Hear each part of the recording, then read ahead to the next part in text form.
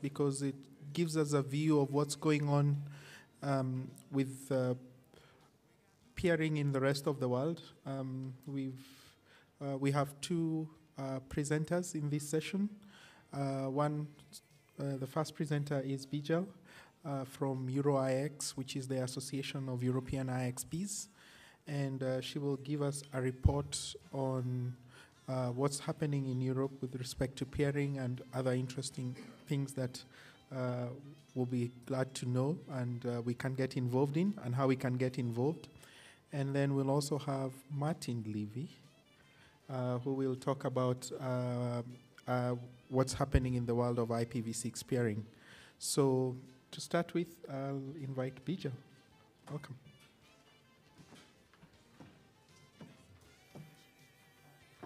Right, thank you. Thanks, Machuki. Okay, so I'm Bijal Sanghani, and I'm working at EuroIX. And today, what I'm going to talk about is what is EuroIX, a little bit of history on the IXPs in Europe, the IXPs and the peering community, EuroIX and what we're doing in Africa, the EuroIX twinning program, a little bit about the IXP report that we do, and hopefully the network will stay up for a live demo. And then a little bit about the federation that we're working on as well. Right, so what is EuroIX? So funnily enough, when I tell people that I work at EuroIX, they first of all assume that I'm actually an internet exchange, and one of the first questions I get is, how much for a gig port? So EuroIX is not an internet exchange. It's actually an association for internet exchanges. It was formed back in 2001. There was a couple of IXPs in Europe that came together and felt that it would be a good idea to help further develop and strengthen and improve the IXP community. So they came together and formed EuroIX. Since 2005, EuroIX has invited internet exchange points which are not in Europe to join the membership as well. So today, EuroIX has 65 affiliated IXPs. That's 51 internet exchanges in Europe, spread across 30 countries, and operating over 70 internet exchanges in Europe, and 14 IXPs from the rest of the world. We also have a patron scheme, and we have currently 11 affiliated patrons. So a little bit of history of the IXPs in Europe. The first IXPs appeared around the 1990s and mostly came from academic and research institutes. And we saw the first set of commercial IXPs around 2000 and 2001. We saw a really big growth between 2001 and 2003, where 42 IXPs were established in Europe. This is Europe, and this map shows the IXPs the known IXPs that are in Europe currently. So there's 148 IXPs in 42 countries, and there's actually 50 countries in Europe, and that's in 118 cities.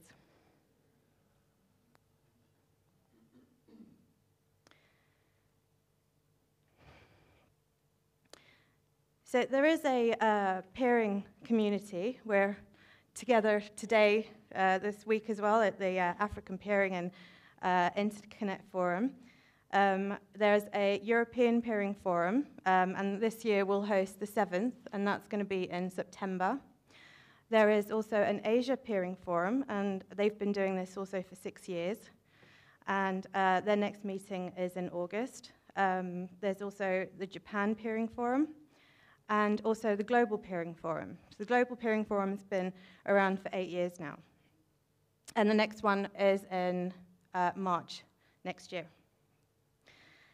EuroIX is also involved with partner and twinning programs, and I'm going to talk a little bit more about the twinning program later on.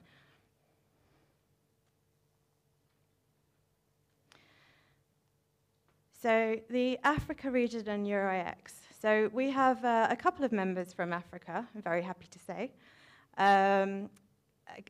Kenya Internet Exchange, which is twinned with NetNode. TIX Tanzania, which is twinned with D6. IXPN in Nigeria, and MEIX in Cairo.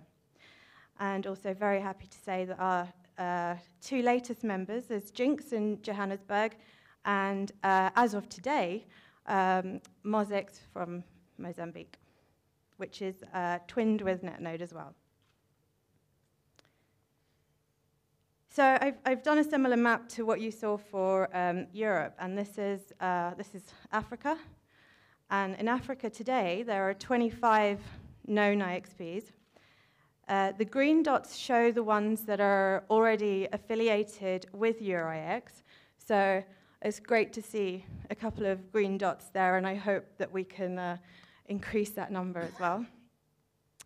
So that's in 18 countries in Africa, out of 54 countries, and that's in 24 cities.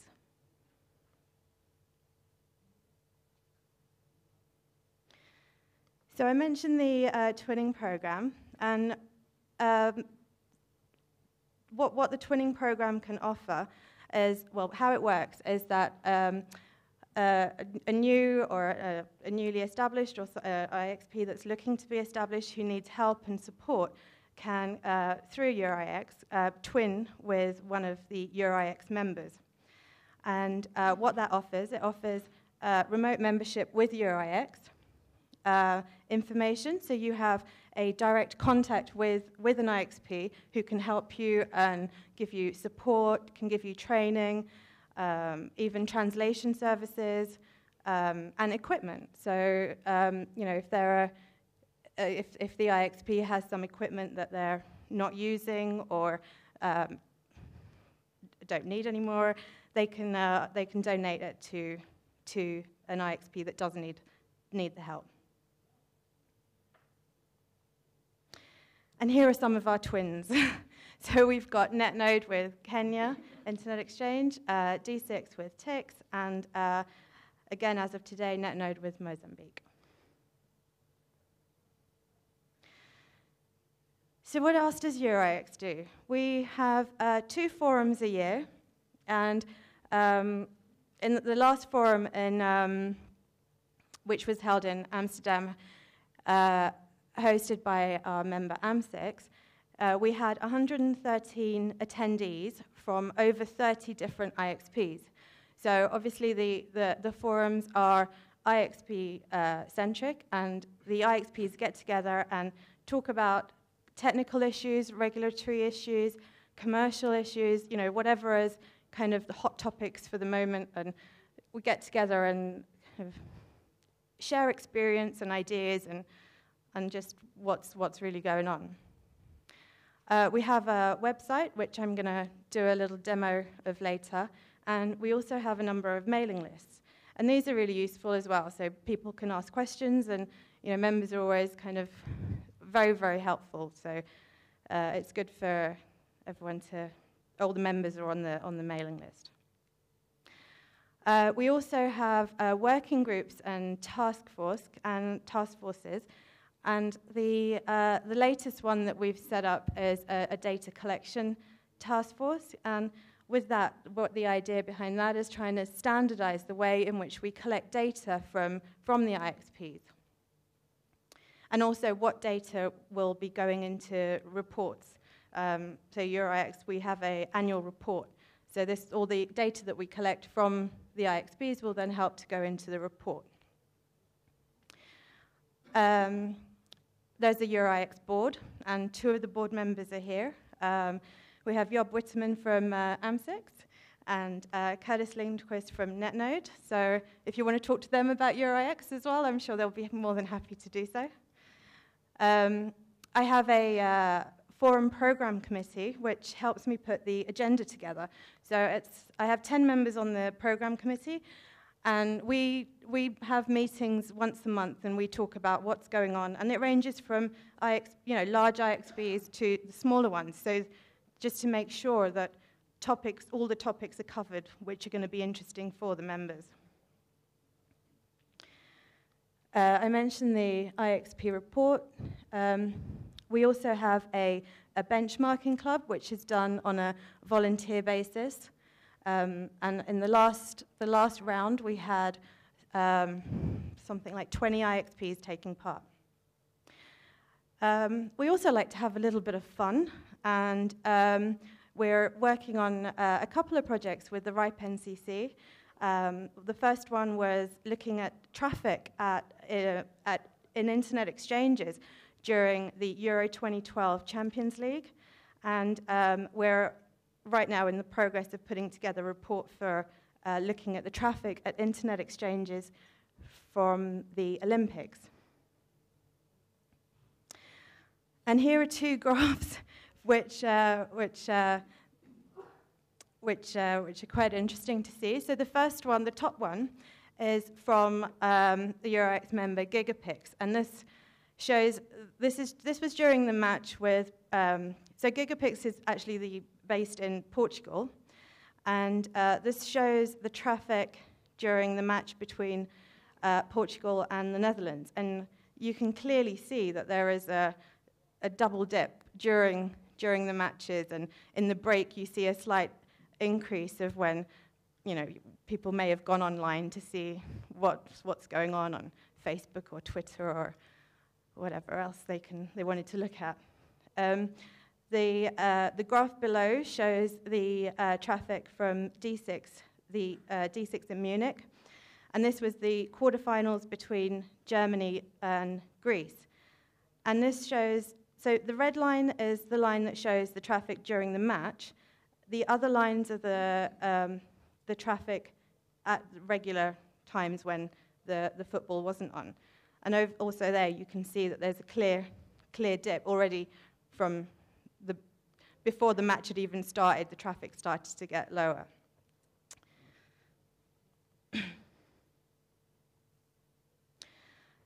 So sticking on the subject of traffic, this is the traffic for the EuroX membership for 12 months.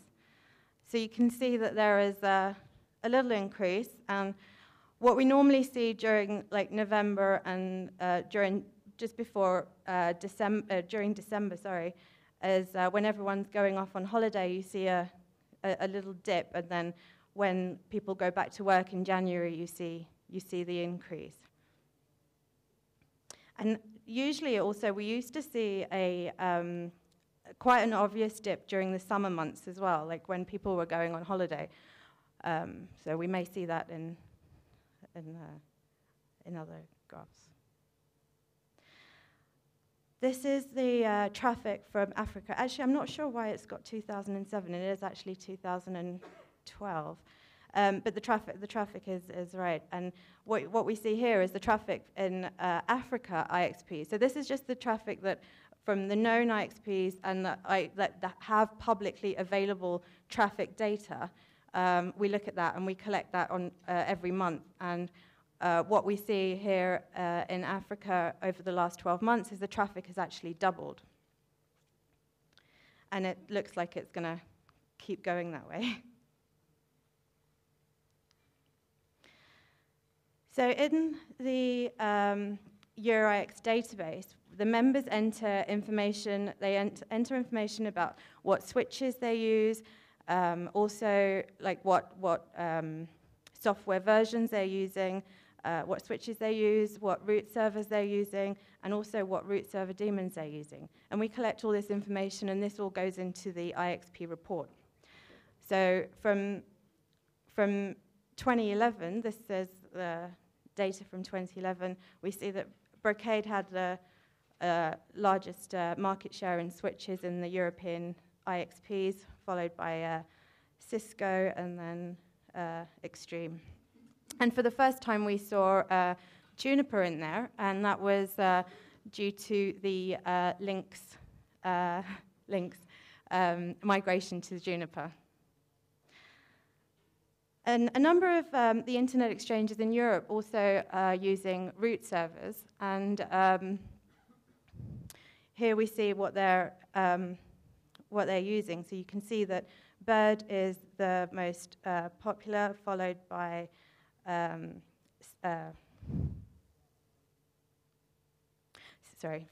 Cisco, OpenBGPD, and then Quagga and Cisco.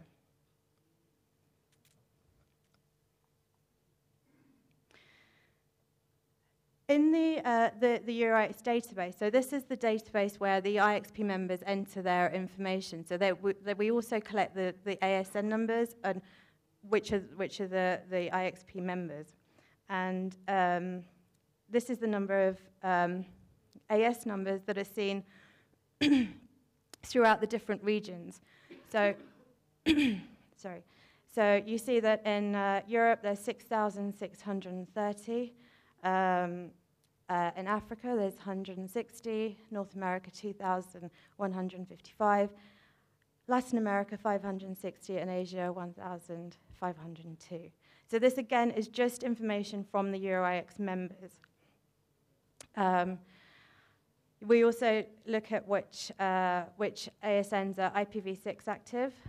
We look at unique ASNs, so that's ASNs that are only participating in certain internet exchanges, and we look at the number of advertised ASNs.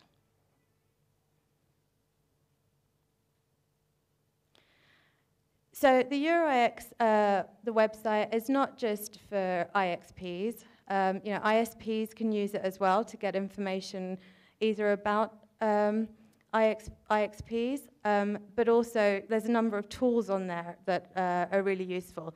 And in my previous life, I used to be a peering coordinator and found this information really, really useful. So I just want to point out that it's not just for IXPs, ISPs can use this information as well. Right, now for the demo.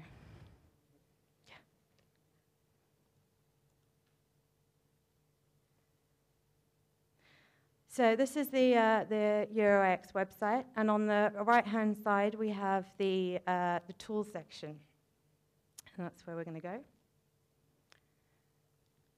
So over here we have, you can have a look at which ASNs peer at different internet exchanges. So here it's not just actually the members that we look at, it's every internet exchange that we know about, we put into the database. So let's pick.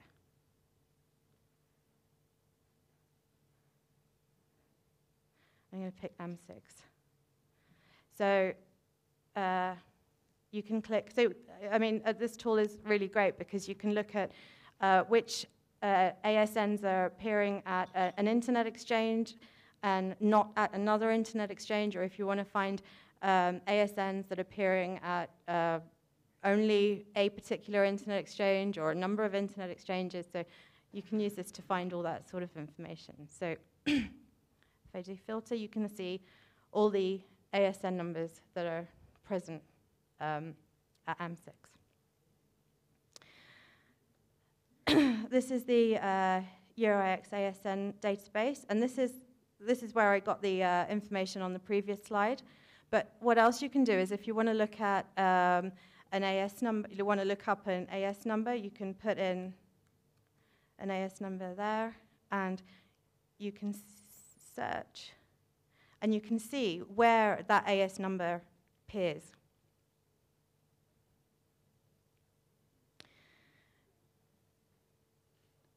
We also look at the newest ASN entries. So a lot of the the members automatically send updates to the database. So this is updated on a regular basis, whether they do it manually or automatically.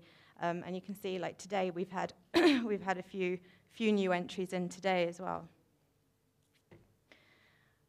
We also look at the most common ASNs, so which ASNs are appearing in the most places.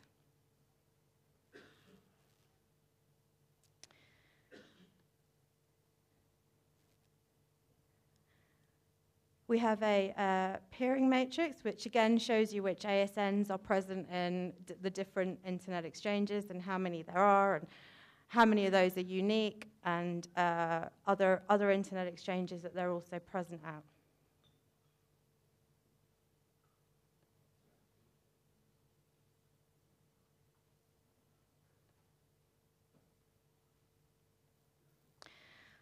And lastly on my demo, I want to show you the IXP service matrix.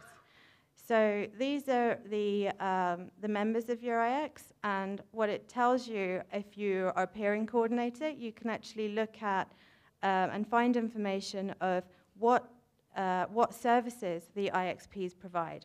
So we have, so you can find out their AS number, their root server AS number, the number of customers they have, also the number of IPv6 ready customers, the traffic which was collected during the month, the different types of peering LANs they have, which registry they're connected to, and also whether they provide 10 meg ports, 100 meg ports, gigi ports. So if you're looking for a particular type of port, you can have a look there. And also whether they support jumbo frames or not.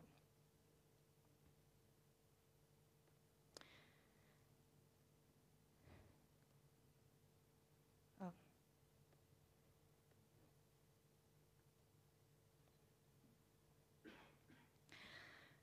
And lastly, I want to talk about the Federation of Internet Exchanges. So hopefully now you all know what EuroIX is. And as I mentioned before, since 2005, we've invited non-European IXPs to join the association. We had some members from Latin America and from Asia, and they thought that it worked so well that they felt that they wanted to do their own thing in their own region. So they formed LACIX and APIX. And we thought that there was no need really to duplicate the information or the database, because EuroIX already has an existing database. So we thought the best way to come together was to form a federation of internet exchanges, and that's going to be the IX, the Internet Exchange Federation. So where we are with that is that we have an MOU, which is hopefully going to be signed this year, and LACIX have already said that they're in, and APIX have their meeting next week in the APNIC meeting in Cambodia, and I'm waiting for some good news there. And like I said, the idea is to have a global IXP database so that we can automate data collection, but also start looking at setting some standards within the internet exchanges. If you want to know more, take a look at the EuroIX website. There's lots of information there. As I already showed you the tools, there's lots of documentation available. So if you're thinking of starting an IXP, you can find information there. And also details of all of the EuroIX members. We also have a little short film about internet exchanges. It's the Internet Revealed, a film about IXPs. So if you're not sure what an internet exchange is, watch the video. It's really good. It's also available in French, and it's available in Portuguese and Turkish. So, and you know, we would like to put that into more languages. So, you know, if anyone here is interested in doing a translation for us, then please do. EuroIX is also on Twitter, so you can follow us there. And thank you.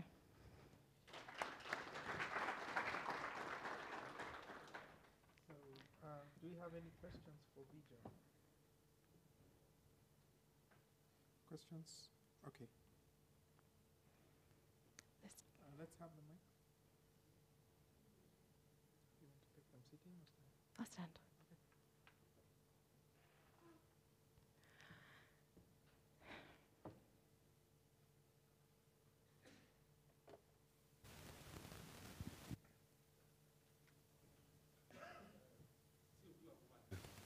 Angola. So I want to know the requirement to be affiliate